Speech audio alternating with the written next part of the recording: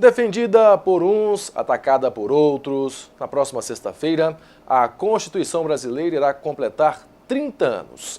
A TV Minas Brasil, em parceria com a TV Cultura, preparou uma série de reportagens especiais para você. Além de pavimentar o caminho para a democracia, nestas 3 décadas, a Constituição Cidadã tem guiado o país na garantia e manutenção de direitos fundamentais. Hoje, na primeira reportagem da série, vamos lembrar como tudo começou. Na Assembleia Nacional, o Constituinte e forças políticas contrárias se uniram de forma inédita. Declaro promulgada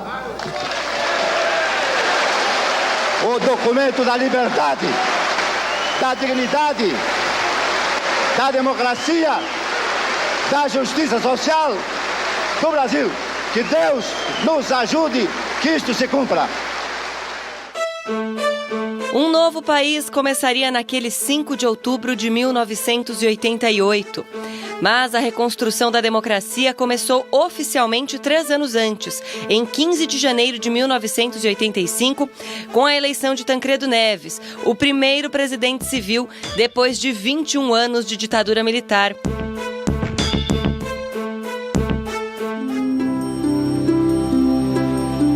Mas Tancredo ficou doente e a posse, em 15 de março, foi do vice, José Sarney.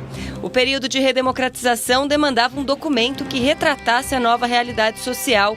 Em novembro, uma emenda à Constituição vigente de 1946 determinou a convocação de uma Assembleia Nacional Constituinte responsável por fazer a nova Constituição. Ela é o grande marco jurídico-político que quer inaugurar uma nova ordem jurídica e uma nova ordem política. A gente vinha de uma ordem ditatorial, com domínio militar, então ela marca a ideia de que nós queremos ter uma ordem civil, tá certo? Uma ordem democrática. As eleições que definiriam a maioria dos integrantes do Poder Legislativo a participar da elaboração da Constituição vieram no ano seguinte.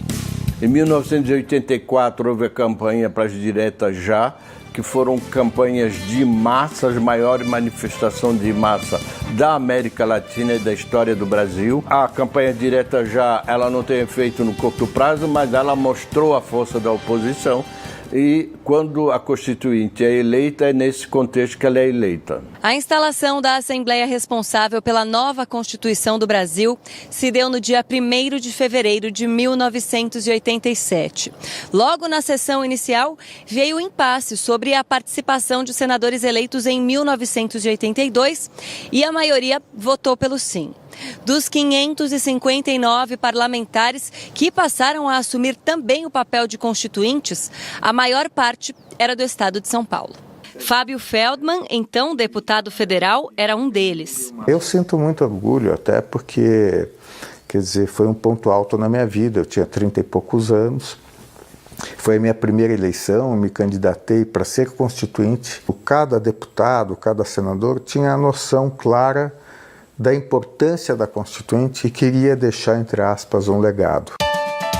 As discussões sobre o conteúdo da maior lei do país envolveram 2 grupos distintos de constituintes. Um grupo que eu chamarei de a velha UDN, né, que apoiou o regime militar e que teve na transição a figura do presidente Sarney como grande liderança. Do outro lado, você tinha a figura do Ulisses Guimarães, que tinha sido um dos principais artífices da campanha das diretas e do próprio processo de transição, que num determinado momento, quando a Assembleia é instalada, ele dá à Constituinte um papel muito mais relevante do que o grupo palaciano queria que ela tivesse. E isso se dá, sobretudo, pela realização de um regimento interno, né, que cria 24 subcomissões e dá a essas subcomissões o poder de convocar a população para discutir a Constituição. Dentro e fora do Congresso, muitas vozes foram ouvidas. Eu fui a essa época ao Congresso várias vezes e era muito impressionante o movimento entre a Câmara e o Senado, naquele grande corredor, a de representantes de sindicatos, pescadores, professores, de índios indo de um lado para o outro. Aquilo dava um movimento visualmente muito impressionante da sociedade brasileira toda procurando falar, procurando estar presente naquele momento. Depois de 1 ano e 8 meses de debates, estava pronta a 7ª Constituição do país. Mas a nossa lei maior é conhecida? Constituição Federal, não. Não sei. Não. Houve uma época que houve uma distribuição de constituições, então eu dei uma olhada geral. Completa não. Quanto mais a gente sabe, melhor. A democracia ela se fortalece com a participação popular, com a Constituição que traduz um pacto real da sociedade, tá certo? E com previsões que sejam previsões civilizatórias. A gente não pode ter retrocesso em previsões civilizatórias.